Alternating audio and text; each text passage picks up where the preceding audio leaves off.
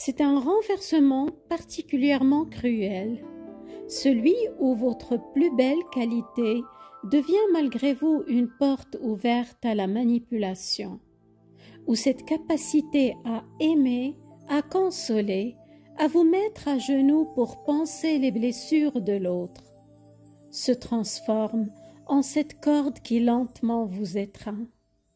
Je suis Fatem Zahra Alami. Je déchiffre avec vous ces langages intérieurs où la générosité se mue en piège et le don de soi en labyrinthe. Aujourd'hui, nous allons explorer ce glissement subtil où votre bienveillance se fait leurre, où votre gentillesse est lue comme une faiblesse, votre écoute comme une soumission et votre empathie comme une source que l'on puise sans jamais rendre. Nous mettrons des mots sur ce sol qui se dérobe sous vos pas les plus sincères.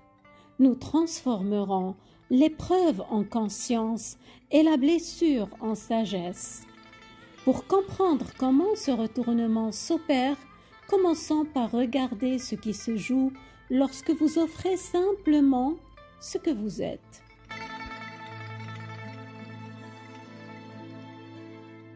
Votre geste pur et sincère est filtré par un prisme qui en altère complètement la couleur. Votre gentillesse n'est pas perçue comme un choix, mais comme un hommage rendu à sa valeur. Votre générosité n'est pas un don, mais un dû. Dans la logique narcissique, vous ne donnez pas, vous restituez. Vous ne partagez pas. Vous acquittez une dette que vous n'avez pas contractée. C'est la première distorsion. Votre humanité devient un service obligé et attendu.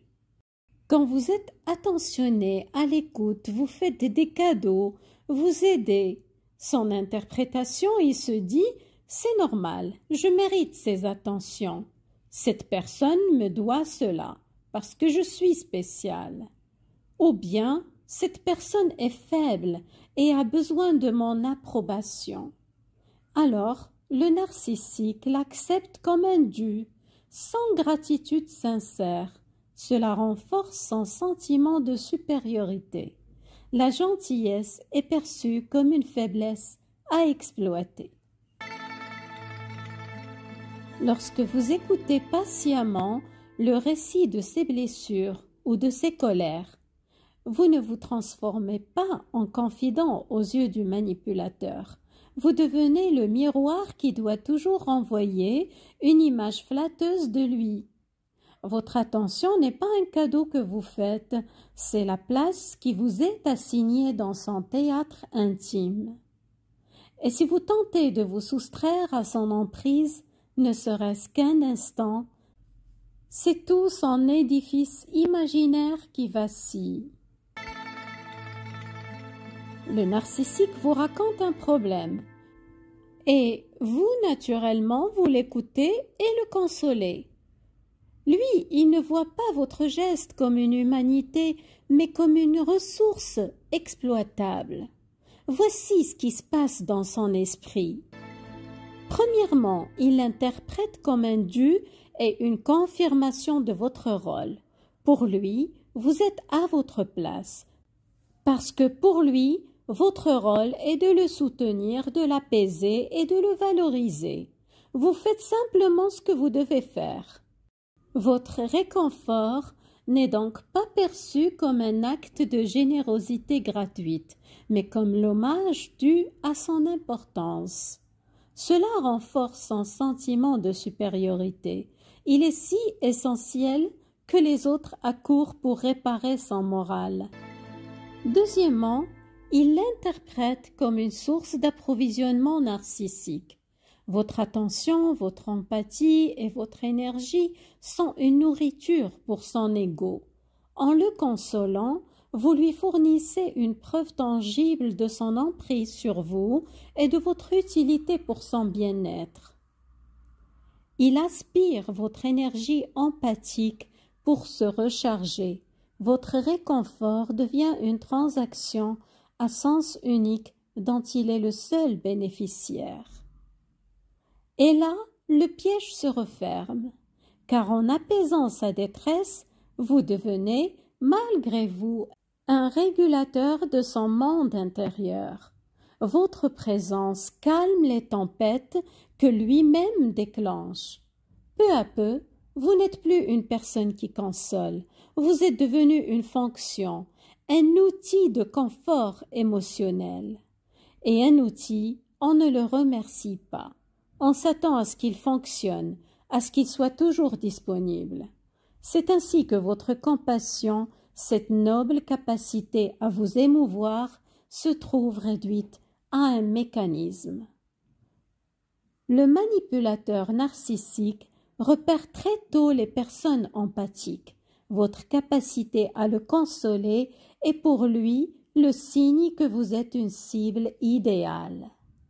Il interprète votre bonté non pas comme une force, mais comme une faiblesse qu'il peut utiliser.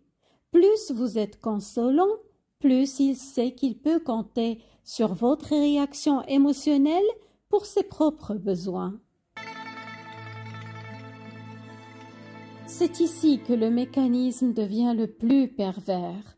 Votre empathie, cette faculté précieuse de comprendre les émotions d'autrui, est détournée en ressource exploitable. Elle devient une source d'énergie inépuisable que le manipulateur peut puiser à volonté.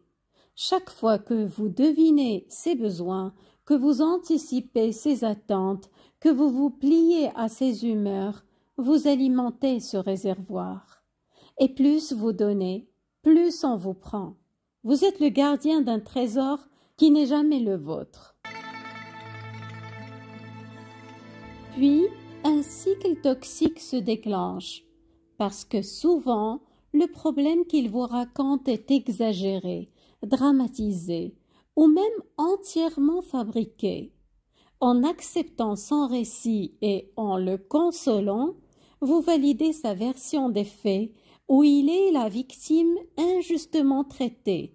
Cela valide son statut de victime, ce qui lui permet de se décharger de toute responsabilité dans les conflits qu'il a pu provoquer et renforce son narratif où les autres sont méchants ou incompétents. Voyons maintenant ce qui ne se passe jamais dans son esprit. De la gratitude authentique. Sa gratitude, si elle est exprimée, est souvent superficielle et de courte durée. Elle vise à s'assurer que vous serez toujours là pour la prochaine fois.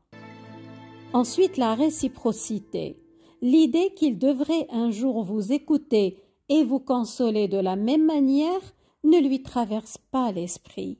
Si vous êtes celui qui a un problème plus tard, il sera probablement indisponible, agacé ou détournera la conversation sur lui-même. Et enfin, une remise en question. Votre réconfort ne l'amènera pas à réfléchir sur son propre comportement. Au contraire, cela conforte son idée que c'est toujours aux autres de s'adapter et de le soutenir. Cette dynamique crée ainsi un cycle toxique.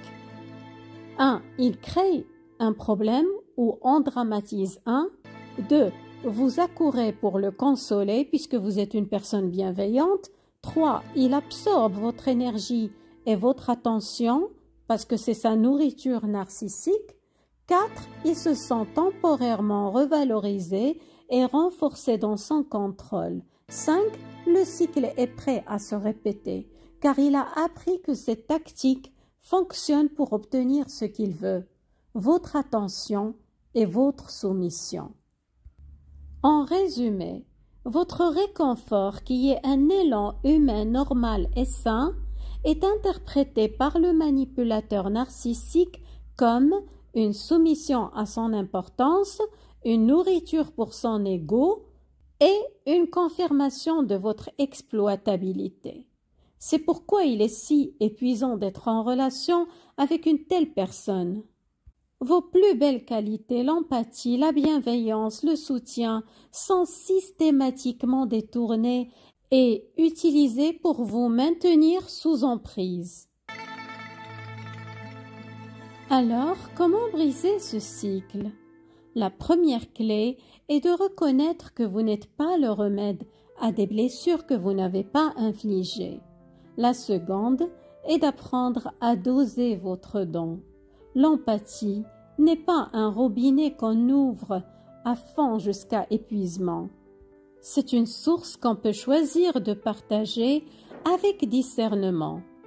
Commencez par de petites frontières, le non tranquille, le silence qui ne se justifie pas, le besoin qui s'énonce sans s'excuser. Reprenez possession de votre énergie émotionnelle. Cessez d'être le sauveur pour redevenir simplement vous-même. Votre bienveillance n'a jamais été le problème. Elle est une grâce. Le problème, ce fut le terrain dans lequel elle a cru pouvoir s'enraciner. Un terrain qui, au lieu de la nourrir, l'a étouffée. Alors, transformons l'épreuve en conscience, faisant de cette douleur un lieu d'apprentissage et non plus de confusion. Faisons de la blessure une sagesse, non pas une cicatrice refermée sur le silence, mais une connaissance intime, fragile et précieuse de ce que signifie aimer sans se perdre, donner sans se vider, et reconnaître la frontière subtile entre la générosité et l'abandon de soi. Reprenez les graines de votre générosité et semez-les ailleurs, dans un terreau qui saura les accueillir, les respecter, un terreau où ce que vous donnez vous sera rendu en lumière. Prenez bien soin de vous.